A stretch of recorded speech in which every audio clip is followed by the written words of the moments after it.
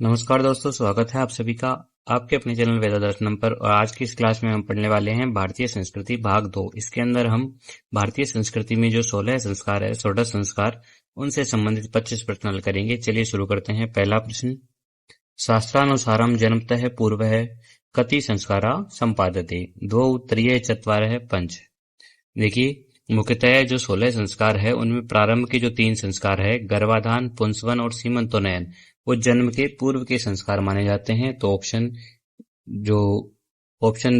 2 जो है, option B जो है वो बिल्कुल सही हो जाएगा। त्रय, 3 संस्कार ध्यान रखिएगा, गर्भाधान, पुंसवन, सीमंतोनयन, ये जन्म से पूर्व के हैं। अगला प्रश्न, प्रश्न नंबर 2, पुंसवन संस्कारस्य मुख्य उद्देश्यं किं वर्तते, गर्भाधारणे सहायतया गर्भस्थ शिशोः पुंसत्व निश्चयार्थम गर्भिण्या प्रसन्नता आयुर्वृद्धि। देखिए, गर्भाधारण के बाद में पुत्र प्राप्ति की कामना के लिए ये संस्कार किया जाता है। पुमान प्रसूयते येन कर्मणा तत्व पुंसवन, ऐसा कहा गया है।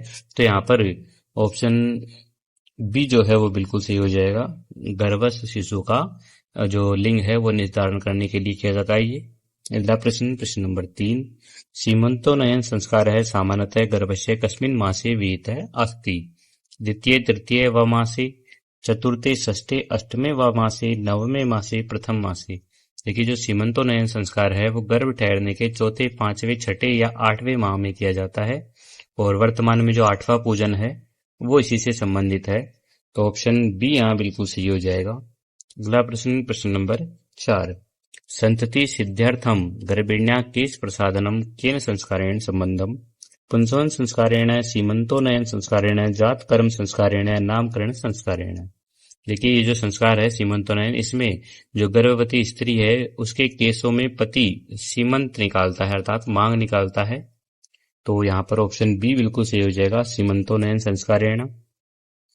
अगला प्रश्न, प्रश्न नंबर 5, नाभि वर्धनात् पूर्वम शिशो कै संस्कार है अनुष्ठीयते, जातकर्म संस्कार, नामकरण संस्कार, निष्क्रमण संस्कार या अन्नप्राशन संस्कार।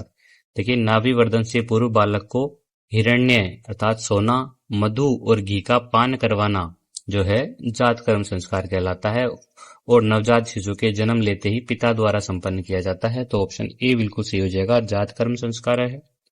अगला प्रश्न, प्रश्न नंबर 6 है, मनुस्मृति अनुसारम चतुर्थे मासी शिशो कै संस्कार है निर्दिष्ट है, नामकरणम, निष्क्रमणम, अन्नप्राशनम। देखिए, नवजात शिशु को प्रथम बार घर से बाहर लाने का जो संस्कार है उसका नाम निष्क्रमण संस्कार है। मनुस्मृति के अनुसार यह जन्म से चतुर्थ मास में होता है। तो ऑप्शन बी बिल्कुल सही हो जाएगा, निष्क्रमणम। अगला प्रश्न, प्रश्न नंबर 7, दशम्याम द्वादश्याम व दिवसे विहित संस्कार है, जात कर्म, नामकरणम, चूड़ा कर्म, उपनयनम। देखिए, जन्म से 10वें अथवा 12वें दिन नामकरण किया जाता है। और मनुस्मृति में कहा गया है, नामधेयम दशम्याम तु द्वादश्याम वास्य कार्येत। तो ऑप्शन बी यहाँ बिल्कुल सही हो जाएगा, नामकरणम। अगला प्रश्न, प्रश्न नंबर 8, पुंसवन संस्कारस्य कालः कै मन्यते, गर्भस्य द्वितीय तृतीय व मासे, जन्मतः 10वें दिवसे, चतुर्थ मासे, सीमंतोनयनात् परम। देखिए, पुंसवन संस्कार जो है वो गर्भाधारण के द्वितीय या तृतीय माह में किया जाता है। तो ऑप्शन ए बिल्कुल सही हो जाएगा। अगला प्रश्न, प्रश्न नंबर 9, शिशो षष्ठे मासे विहित संस्कार है कै वर्ते, कर्णवेद है, चूड़ा कर्म, अन्नप्राशनम, उपनयनम। देखिए, शरीर के पोषण के लिए बालक को प्रथम बार अन्न खिलाया जाता है। ये जन्म से छठे मास या दांतों के निकलने के बाद में होता है। तो यहाँ पर ऑप्शन सी बिल्कुल सही हो जाएगा, अन्नप्राशनम। अगला प्रश्न, प्रश्न नंबर 10, शिखाधारणम कस्य संस्कारस्य प्रधानम उद्देश्यम प्रोक्तम, जातकर्म संस्कारस्य, चूड़ाकर्म संस्कारस्य, कर्णवेद संस्कारस्य, केशान संस्कारस्य। देखिए, सिर के जो समस्त बाल है उनको काटकर सिर पर शिखा मात्र छोड़ना जो है चूड़ाकर्म कहलाता है। तो यहाँ पर ऑप्शन बी बिल्कुल सही हो जाएगा, चूड़ाकर्म संस्कारस्य। अगला प्रश्न, प्रश्न नंबर 11 है, मनुमते ब्रह्मा वर्चस कामनस्य विप्रस्य उपनयन संस्कार है कस्मिन् वर्षे भवति, अष्टमे वर्षे, पंचमे वर्षे, षष्ठे वर्षे, एकादश वर्षे। देखिए, सामान्य रूप से ब्राह्मण का जो उपनयन है वो 8वें वर्ष से 16वें वर्ष के बीच होता है, परंतु विशेष कामना के लिए अर्थात ब्रह्मा वर्चस या ज्ञान की तीव्रता के लिए यह 5वें वर्ष में भी किया जाता है। तो ऑप्शन बी यहाँ बिल्कुल सही हो जाएगा, 5वें वर्षे। अगला प्रश्न, प्रश्न नंबर 12 है, क्षत्रिय कुमारस्य उपनयन संस्काराय शास्त्र विहितम वर्ष किम अष्टमम नवमम एकादशम द्वादशम। देखिए उपनयन संस्कार में ब्राह्मण के लिए 8वें से 16वें वर्ष, क्षत्रिय के लिए 11वें से 22वें वर्ष और वैश्य के लिए 12वें से 24वें वर्ष के बीच निर्धारित है। तो यहाँ ऑप्शन सी बिल्कुल सही हो जाएगा, क्षत्रिय के लिए एकादशम। अगला प्रश्न नंबर 13 है। उपनयन संस्कारे ब्राह्मण बटो यज्ञोपवीतम केन निर्मितम भवति। साण सूत्रेण, कार्पास सूत्रेण, आविक सूत्रेण, कोसेय सूत्रेण। देखिए जो ब्राह्मण है उनका यज्ञोपवीत कार्पासम अर्थात रुई का होता है, तो ऑप्शन बी यहाँ बिल्कुल सही हो जाएगा। उसके अलावा क्षत्रिय का जो है सन अर्थात सन से तथा वैश्य का ऊन से बना होता है, आविक सोत्रिकम से। अगला प्रश्न नंबर 14 है। अधोलिखिते सारण्यो समुचितम मिलनम कुरुते। एक तरफ हमको वर्ण संस्कार दिए गए हैं, दूसरी तरफ विहितम द्रव्यम दिया गया है, इनका मिलान करना है। देखिए ब्राह्मणस्य मेखला, मोंजी त्रिवृत्ता, क्षत्रियस्य दंडः, वटखादिर वृक्षस्य दंडः, वैश्यस्य यज्ञोपवीतम, आविक सूत्रस्य यज्ञोपवीतम और क्षत्रियस्य मेखला मोरवी जा। ब्राह्मण की जो मेखला है या मोंजी है, वो जो ब्राह्मण की मेखला है वो मोंजी की होती है, मूंज की।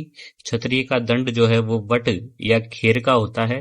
वैश्य का यज्ञोपवीत जो है वो आविक अर्थात ऊन का होता है और क्षत्रिय की जो मेखला है वो मोरमीज्या अर्थात धनुष की डोरी से बनी होती है। तो यहाँ option C A B D option A बिल्कुल सही हो जाएगा। अगला प्रश्न नंबर 15 है। वेल्व पलासौ दंडः कस्य वर्णस्य कृते विहितः अस्ति। क्षत्रियस्य, वैश्यस्य, ब्राह्मणस्य सर्वेषाम।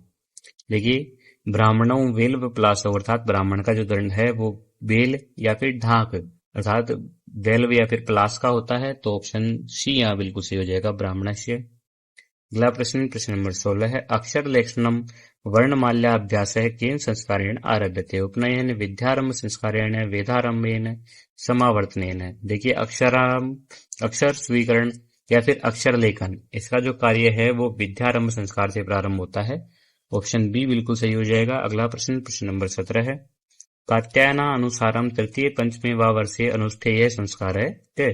अन्नप्राशनम कर्णवेद है, केशांत है, समावर्तनम। देखिए कात्यायन के अनुसार कर्णवेद संस्कार अर्थात कान में जो छेदन होता है वो तीसरे या 5वें वर्ष में किया जाता है, तो ऑप्शन बी बिल्कुल सही हो जाएगा। अगला प्रश्न नंबर 18 है। गोदान संस्कार है इति कस्य संस्कारस्य अपरम नाम विद्यते। चूड़ाकर्मण है, केशांतस्य, उपनयनस्य, समावर्तनस्य। देखिए केशांत संस्कार में ब्रह्मचारी की दाढ़ी आदि के बाल काटे जाते हैं। इस अवसर पर आचार्य को गाय का दान भी किया जाता है, इसलिए इसको हम गोदान संस्कार के नाम से जानते हैं, तो ऑप्शन बी यहाँ बिल्कुल सही होगा, केशांतस्य। अगला प्रश्न नंबर 19। समावर्तन संस्कार है कस्मिन अवसरे संपाद्यते। विद्यारंभ समय, शिक्षा समाप्ति समय, विवाह समय, वानप्रस्थ समय। देखिए वेदाध्ययन समाप्त होने के बाद में गुरुकुल से अपने घर आने पर समावर्तन संस्कार किया जाता है, इसे दीक्षांत या फिर स्नान संस्कार भी कहते हैं, तो ऑप्शन बी यहाँ बिल्कुल सही हो जाएगा, शिक्षा समाप्ति समय। अगला प्रश्न नंबर 20। मनुस्मृत्यानुसारम विवाहस्य कति विधा प्रकाराः सन्ति। 5, 6, 8, 10। देखिए मनुस्मृति और विष्णु पुराण के अनुसार विवाह के 8 प्रकार होते हैं। ब्रह्मा, देव, आर्ष, प्रजापत्य, आसुर, गांधर्व, राक्षस और पेशाच। ऑप्शन यहाँ पर ऑप्शन सी बिल्कुल सही हो जाएगा, अष्ट है 8। अगला प्रश्न नंबर 21। अस्मारोहणम सप्तपदी ध्रुव दर्शनम इति कस्य संस्कारस्य प्रमुख विधयः सन्ति। उपनयनस्य, विवाहस्य, सीमंतोन्नयनस्य, नामकरणस्य। देखिए अस्मारोहण अर्थात पत्थर पर पैर रखना और सप्तपदी अर्थात 7 फेरे और ध्रुव दर्शन, ये सभी जो है वो विवाह संस्कार में आते हैं, तो ऑप्शन बी बिल्कुल सही हो जाएगा, विवाहस्य। अगला प्रश्न नंबर 22। भारतीय संस्कृतौ चरमः संस्कार है कै मन्यते। समावर्तनम, विवाह, अंत्येष्टि, संन्यास। देखिए जो अंत्येष्टि है वो मरणोपरांत किया जाने वाला संस्कार है और यह जीवन का चरम संस्कार माना जाता है अर्थात अंतिम संस्कार माना जाता है, तो ऑप्शन सी बिल्कुल सही हो जाएगा, अंत्येष्टि। अगला प्रश्न नंबर 23। अधोलिखितेषु संस्काराणाम शुद्धम कालक्रमम चिनोत है। गर्भाधानम, पुंसवनम, सीमंतोन्नयनम, जातकर्म, नामकरणम, अन्नप्राशनम, निष्क्रमणम, उपनयनम, विद्यारंभ है, वेदारंभ है, केशांत है, कर्णवेद है, चूड़ाकर्म, अन्नप्राशनम, निष्क्रमणम। देखिए जन्म से पूर्व के जो संस्कार है उनका सही क्रम ये होगा गर्भाधान पुंसवन सीमंतोनयन और उसके पश्चात जन्म लेते ही जात कर्म होता है। तो यहाँ पर ऑप्शन ए जो है वो बिल्कुल सही होगा, गर्भाधान पुंसवनम सीमंतोनयनम और जात कर्म। अगला प्रश्न, प्रश्न नंबर 24। गौतम धर्म सूत्रे चत्वारिंशत् संस्काराणाम उल्लेख वर्तते। मनुस्मृतौ मुख्यतया त्रयोदश संस्काराणां गणना क्रियते यत्र कर्णवेद विद्यारंभ वेदारंभाणां पृथक गणना नास्ति। देखिए इनमें से कौन सा कथन सही है ये बताना है हमें।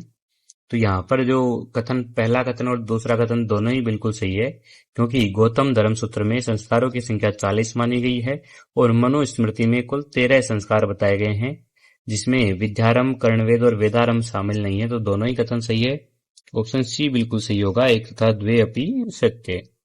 अगला प्रश्न, प्रश्न नंबर 25।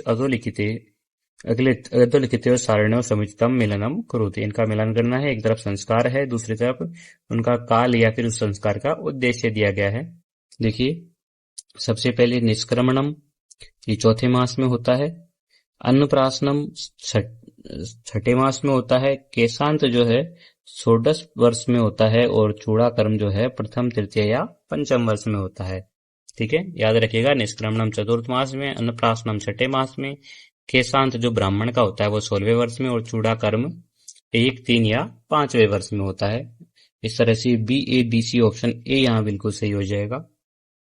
चलिए हमारे 25 प्रश्न कंप्लीट हो चुके हैं। वीडियो कैसी लगी कमेंट करके जरूर बताइएगा, लाइक शेयर और चैनल को सब्सक्राइब जरूर कीजिएगा और टेलीग्राम चैनल ज्वाइन करने के लिए जो डिस्क्रिप्शन में लिंक है उस पर क्लिक कीजिएगा। मिलते हैं अगली क्लास में, तब तक के लिए धन्यवाद। जय तु संस्कृतम, जय तु भारतम।